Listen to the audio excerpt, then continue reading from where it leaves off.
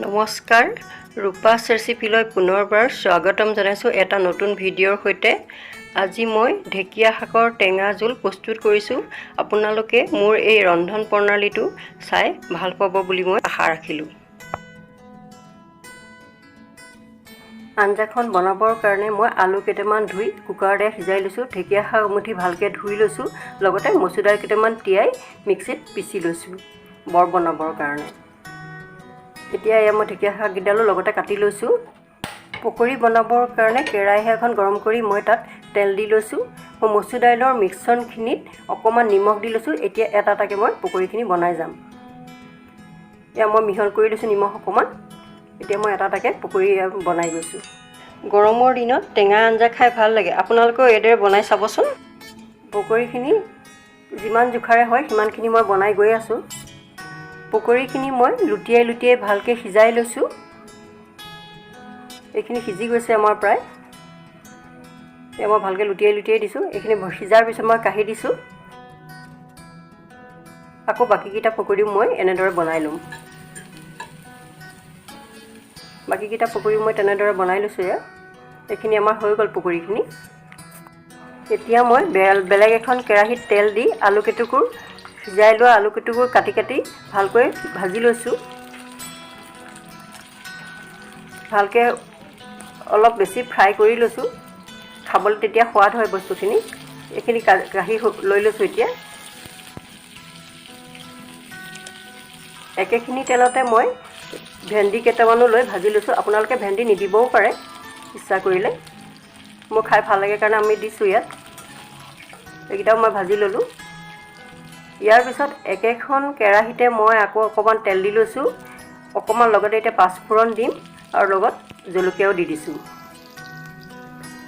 অকণমান হালধি দি এতিয়া মই ঢেকীয়া শাকখিনি দি দিছোঁ। ঢেকীয়া শাকখিনি মই মিডিয়ামৰ পৰা হাই ফ্লেমত ভালকৈ ভাজি লৈছোঁ। ভাজি ল'লে খাবলৈ সোৱাদ হয়। আঞ্জাখনো তাৰ ওপৰতে নিৰ্ভৰ কৰে। 2-3 মিনিটমান মই ভাজি লৈছোঁ। এতিয়া মই কণবিলাহী কেইটামানো লগতে ভাজি লৈছোঁ।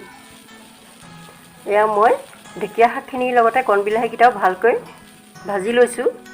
2 মিনিটমান সময় মই ভালকৈ ভাজি লোৱাৰ পিছত এতিয়া আকৌ আগতে ভাজি লোৱা আলুখিনি মই এতিয়া দি দিম। এয়া মই আলুখিনি দি দিছোঁ। আকৌ ভালকৈ লৰাই দিছোঁ মই। দেখিছেনে আমাৰ ৰংটো ধুনীয়া হৈ আহিছে। আটাইখিনি সামগ্ৰী ভালকৈ ভাজি লোৱাৰ পিছত এতিয়া মই উতলাই থোৱা পানী ইয়াত দি দিছোঁ। 3-4জন মানুহৰ জোখাৰে মই আঞ্জা বনাইছোঁ। আপোনালোকেও নিজ ইচ্ছা অনুসৰি দি দিব। আকৌ মই ভালকৈ লৰাই দিছোঁ। এতিয়া ভালকৈ এটা উতল আহিবলৈ দিছোঁ, কাৰণ ভালকৈ উতল আহিলেহে আঞ্জাখনৰ সোৱাদ হয়। এতিয়ালৈকে মই নিমখ দিয়া নাই। ভেন্দি আৰু পকৰি দিয়াৰ পিছতহে নিমখ দিম। এয়া ভেন্দিখিনি মই দি দিছোঁ। দিয়াৰ পিছতে আকৌ এতিয়া পকৰিখিনি দি দিম ভালকৈ উতল অহাৰ পিছতে।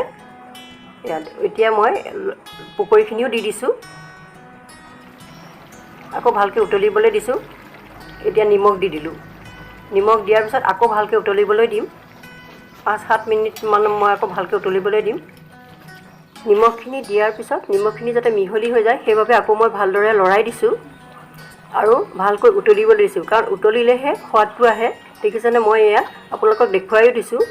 আপোনালোকে নিশ্চয় দেখিছে এয়া ভালকৈ আমাৰ সিজি আহিছে। লগতে ভেন্দি আৰু পকৰিখিনিও কোমল হৈ আহিছে। তাৰমানে আমাৰ আঞ্জাখিনি সিজি হৈ গ'ল। এতিয়া সিজি হৈ যোৱাৰ পিছত মই আপোনালোকক এয়া বাতি এটাত পৰিৱেশন কৰি দেখুৱাইছোঁ।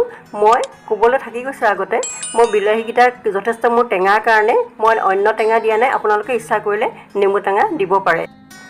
এই ব্যঞ্জনবিধ আপোনালোকেও ৰান্ধি পৰিয়ালৰ লগত উপভোগ কৰিবচোন। ভিডিঅ'টো চোৱাৰ বাবে আপোনালোকলৈ ধন্যবাদ থাকিল।